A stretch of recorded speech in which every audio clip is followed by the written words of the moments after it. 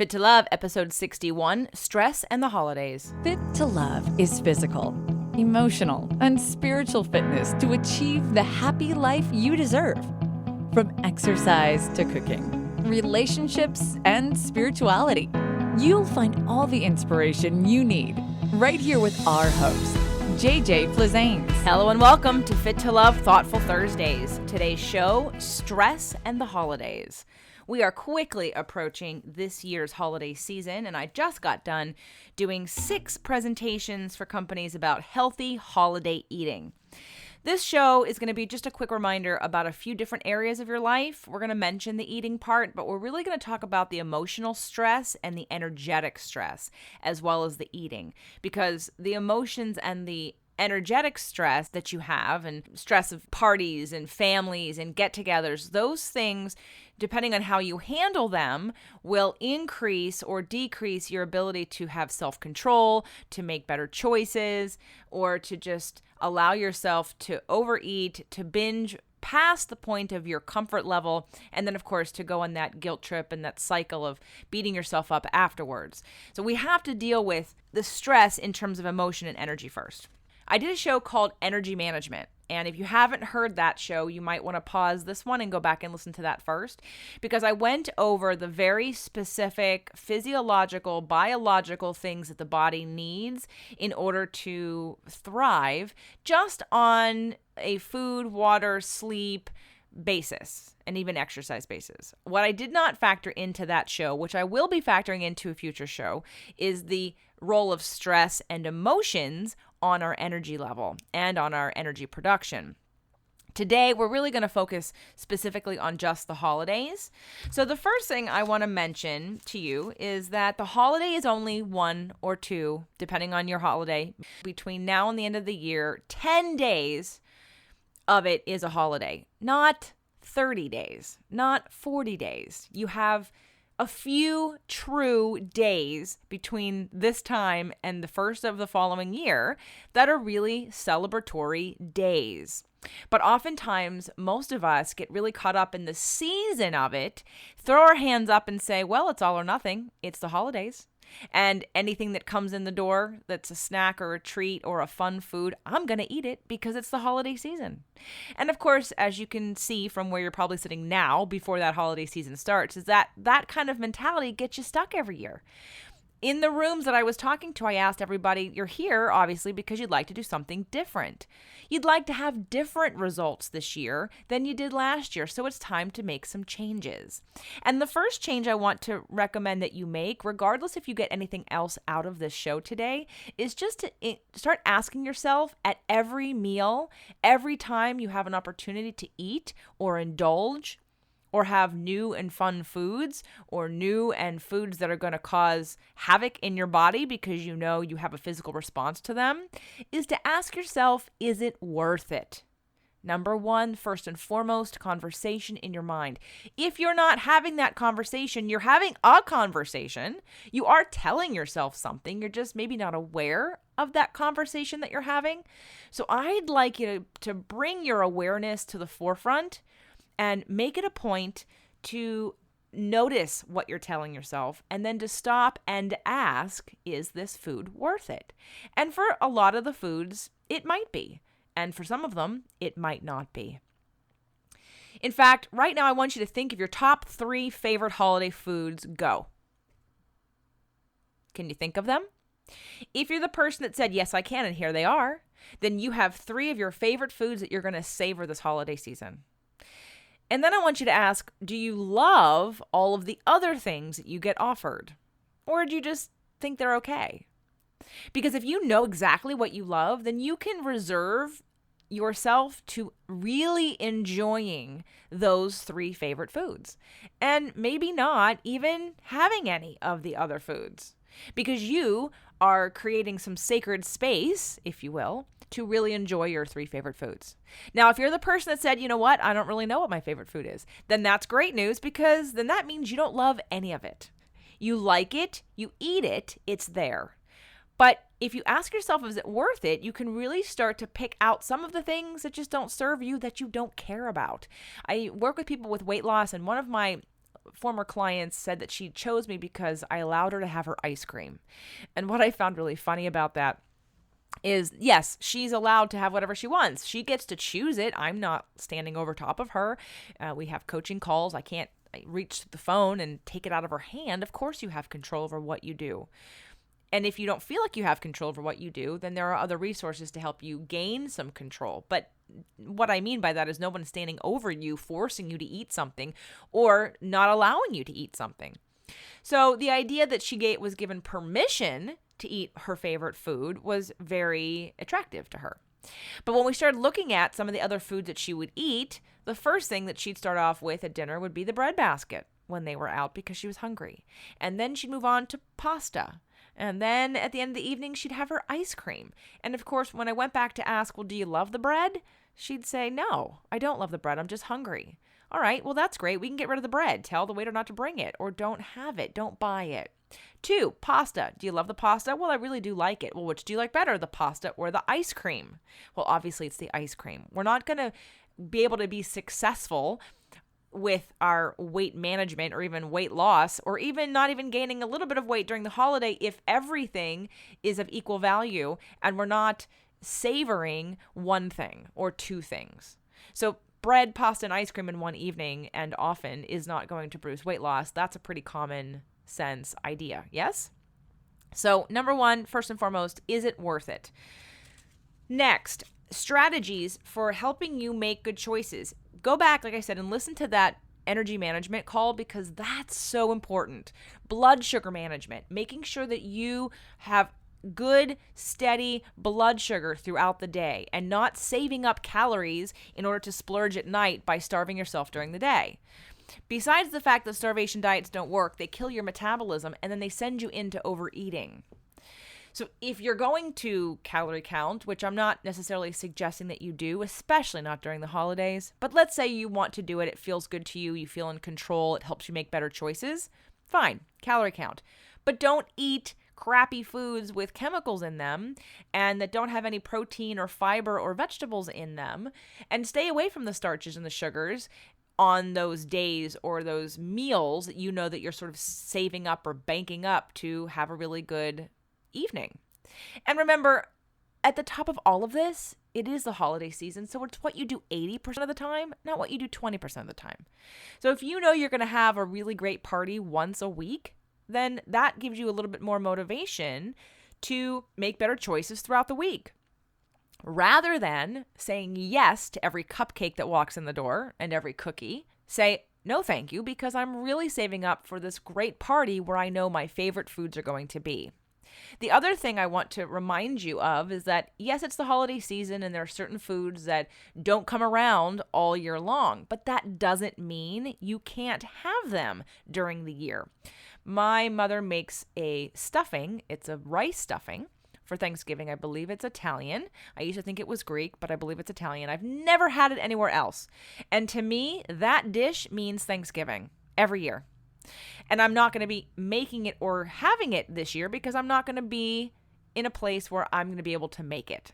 So I'm actually going to make it for Christmas. But let's say I was making it. Let's say I was having, because the recipe is quite large. It feeds many people.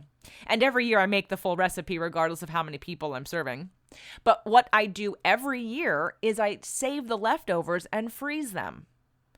And I would recommend that if there's a favorite food that you wait all year long for, rather than eating 5, 10, 15, 20 pieces, bites, or slices of it, have the one and take some to freeze it so that you can enjoy it in the next week or the next month or in 6 months from now. The freezer is a great contraption.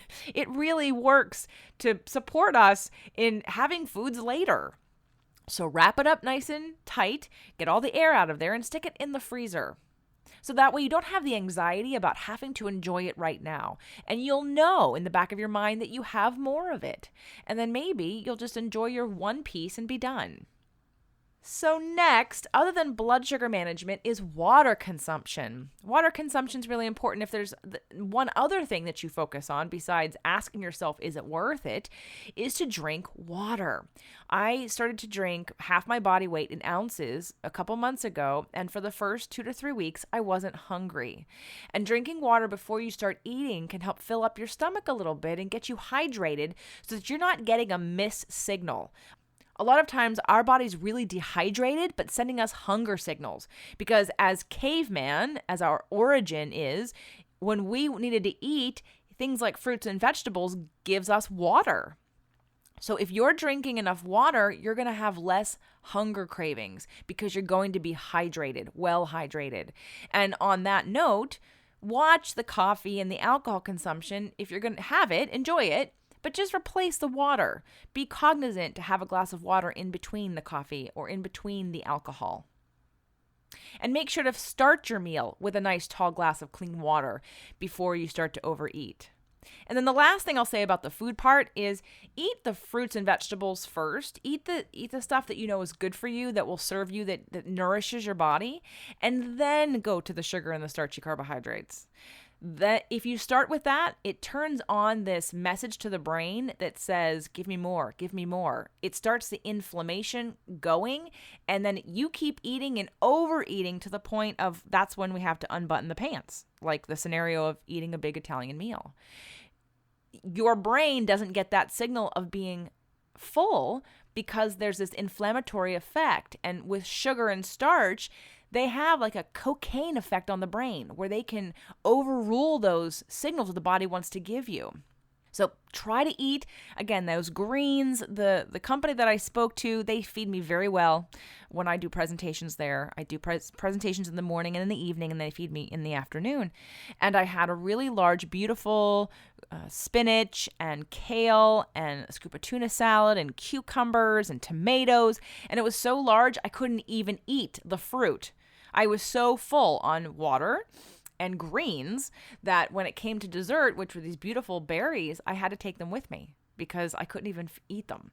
So not that I'm suggesting that you have no room for your favorite foods, but if you can manage your blood sugar, you've gotten enough sleep, you are plenty hydrated, and you start your meal off with a nice tall glass of water, then when you go to make those choices, you can know to have just at least a little bit of the vegetables and things that keep your body optimally healthy.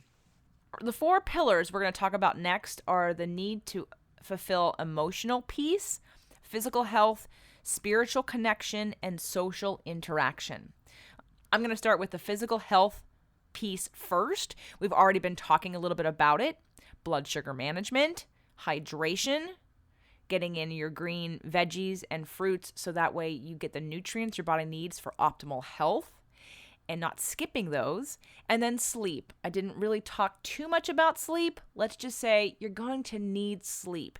You have to have enough sleep to deal with the stress and possibly anxiety and nervousness and frustration and or excitement. Let's say you have no negative experience. Maybe there's a little bit of anxiety for all the excitement. But even excitement is an increase in intensity of your emotions, which does use energy. So having enough sleep to make sure that you don't burn out emotionally, burn out with your energy. The average person needs about 7 to 9 hours a night. If you don't get that and you think you're fine, I would at least increase it by an hour during the holiday season. And same thing with caffeine in terms of not increasing, but decreasing. Don't let yourself be artificially fueled. Let me say that again. Don't let yourself be artificially fueled by caffeine and sugar. Make sure to rest your body so it's replenished and ready to handle all the excitement and all the possible stress and food of your holiday season.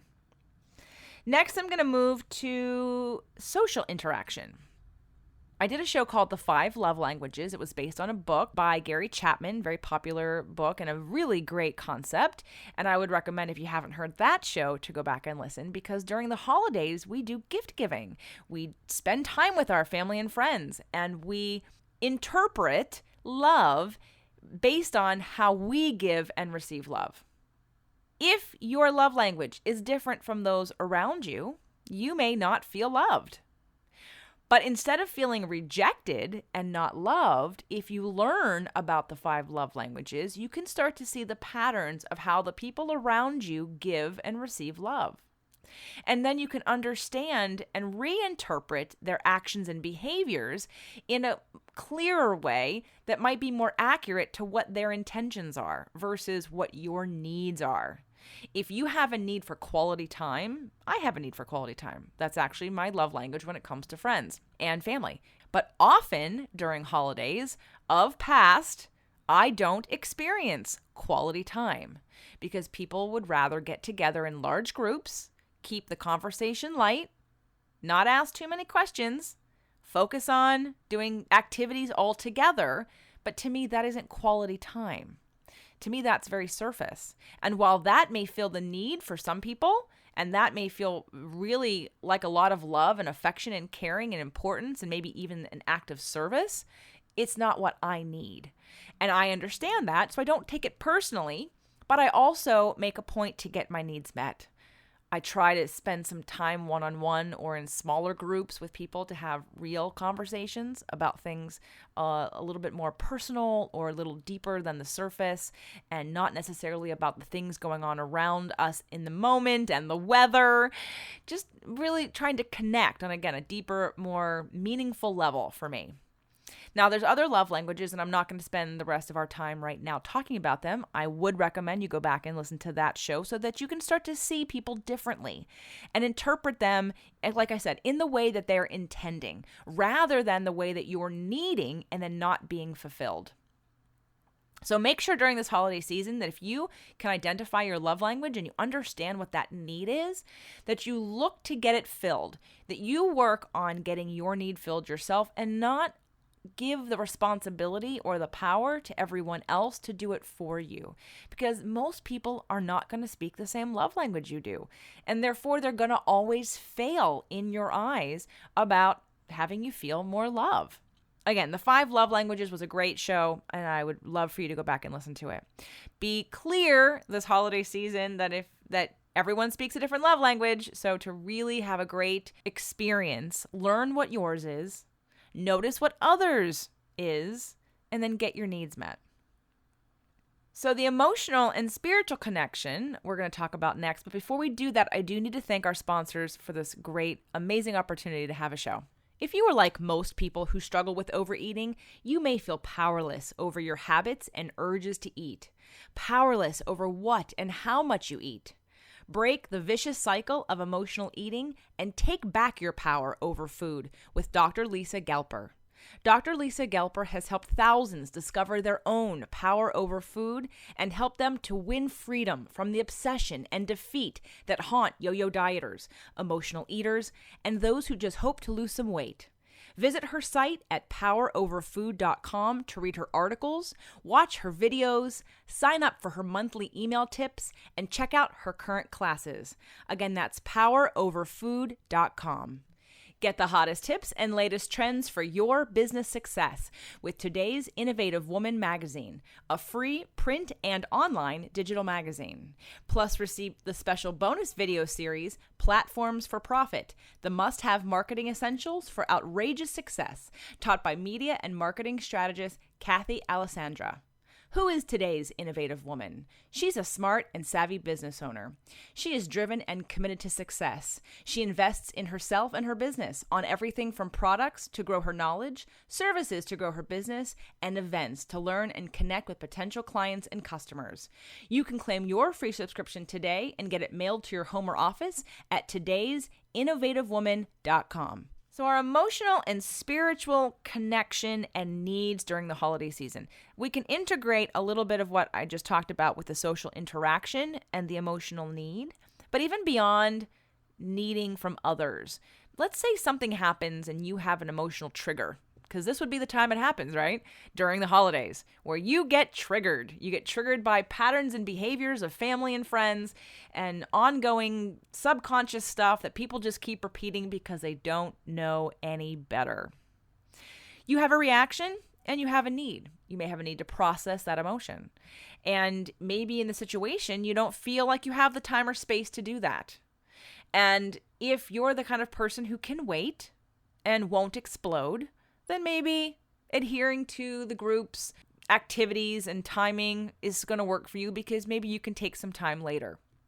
But if you're the kind of person that's going to hold the grudge or pout or yell and scream or explode because you need to process that, then this would be a great opportunity this year, if you get triggered, to practice removing yourself from the situation so that you can go process by yourself. Go to the bathroom, go outside and take a walk, pull in your closest family member and have a talk with them. Recognize the trigger and don't pass blame. This will be another show. We're going to talk about emotional manipulation, because it keeps coming up all the time. I see it everywhere, and it's such a phenomenon that just takes your power away from you. It's what creates depression, in my opinion. It's why people feel victimized and attacked and unloved. And it's not true. It's a perception, and it's coming from a really deep place of not feeling loved, of not honoring yourself. And this is not the show. We're going to talk about that. But being conscious of being triggered gives you power to understand that something in you needs to be healed. And I promise that if it doesn't happen with the family, it will happen probably during the holidays with work or with friends. I can't imagine anyone who hasn't done extensive emotional work on themselves not getting triggered over this holiday. So when it starts to happen, take a deep breath and do what you need to do to take care of you. Walk away, take a deep breath, go hit something, scream into the phone, call somebody. I used to get on the phone and talk it out so that I could release it in order to be present with my family or friends. The problem with being triggered and not necessarily having people to work it out with is that it's going to discolor and really change your experience. And that's unfortunate, and I'm sure it's going to happen, but you have the ability to change it. And while you may not be great at it, because this might be the first year you're attempting it, I just want to invite you to consider taking that nice deep breath, maybe taking a journal with you to write in, having phone numbers ready to be dialed of friends or therapists or coaches or family or whoever your emotional and spiritual processors are and supporters are, and make the call. Make the call so you can clear it, so that you can come back to the situation and be present, because it's not every year that we're going to get to spend certain quality time with friends and family. As we know, we don't live forever in this lifetime, and that's fine. And I'm not meaning to be morbid, but enjoying the moments and being in the moment is really important for feeling satisfied and having a depth of quality about the holiday season. Unfortunately, a lot of people go through the motions of just repeating behaviors year after year after year. And then when you turn around and you look back and you think, what did I get out of that? Were we really connected, or were we just playing parts? Were we just puppets in a play of a family that just repeated behaviors over and over again? Or did I actually know my family? Did I actually know my friends and connect with them on a very deep and satisfying level? And that's what I wish for you this holiday season. So not only having self-control and smart tactics in order to have a different result with your body, but also with your emotion. And to know that in this holiday season, you have the power to have a great experience when you use some of the tools that we've talked about.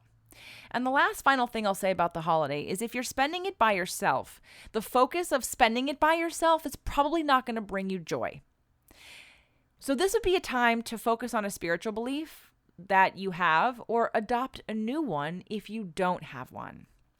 And regardless of whether or not you're in a relationship or you're lacking some family, everyone has someone around them, whether it be a coworker, a boss, a teacher, a friend, a distant family member, an ex-boyfriend or girlfriend, someone who you have a good relationship with that you're happy to acknowledge and are thankful for.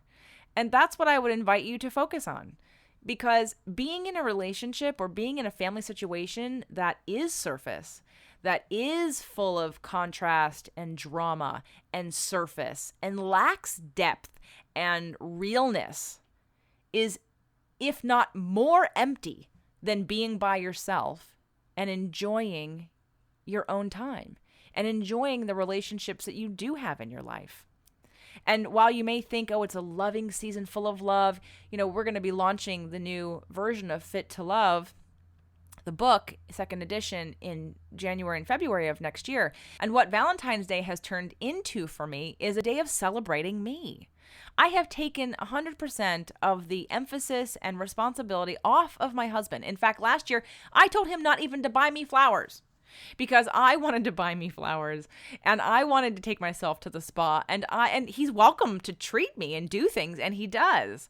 But for a long time, I made it sort of his responsibility, and that's not fair because it's not even true. And when I was single, I didn't do that. I didn't demand anybody else take care of me on Valentine's Day. When I was single, I celebrated me. And now that I'm married, and I've been married for a while, and I've got a good relationship, and we've worked through our issues, and we're at the best place we've ever been, I've also celebrated my friends during Valentine's Day. So I'm going to say the same thing for the holiday. Rather than wishing and yearning and pining and what would it be like to be with somebody, enjoy where you are now. It will put you in a better vibrational state to attract someone who wants to be with you because you are living life and you are loving every moment of your life and taking advantage and celebrating every moment of your life. Because when you block out the joy that you could be experiencing by focusing on what you're not getting or what you're not currently doing, again, you're just robbing yourself of those precious moments of life that the holidays are all about. So I wish you a great beginning of the holiday season. Listen to this podcast a few times if you need the reminder. And again, check back on some of the other things that I've mentioned, the 5 love languages and energy management podcast. I'd also recommend listening to things like The Secrets of Self-Control, which we did with Dr. Lisa Gelper. That's another great one to help you through the holiday season. And if you need some recipes, check out Tasty Tuesdays. There's a bunch of different recipes that you can at least eat and enjoy throughout the week when you're not celebrating your holiday. Have a wonderful holiday. Looking for an engaging and inspiring speaker? Does your group need a good jolt of positive thinking? Look no further than JJ Flizanes. Visit her site to check out her most requested topics and video examples. jjflizanes.com. That's jjflizanes.com. Do you want to learn more about your hormone health and how to get it properly tested? Then sign up for our Healthy Hormone Kit at nourishingwellness.com. This kit features healthy eating and lifestyle tips to help you heal your hormones naturally. The Fit to Love podcast show offers you 6 days a week of helpful content to achieve the happy life you deserve. Movement Mondays and Tasty Tuesdays are weekly videocasts, while Wellness Wednesdays, Thoughtful Thursdays, Freedom Fridays, and Sexy Saturdays are audio-only shows themed every week to address your holistic life and needs. If the show inspired you, we would love for you to share it and subscribe. Thank you so much for joining us today. Head on over to fittolove.tv for recaps of every show, resources, and to join the community. That's FIT, the number 2, LOVE.tv. Have a fit and fabulous day.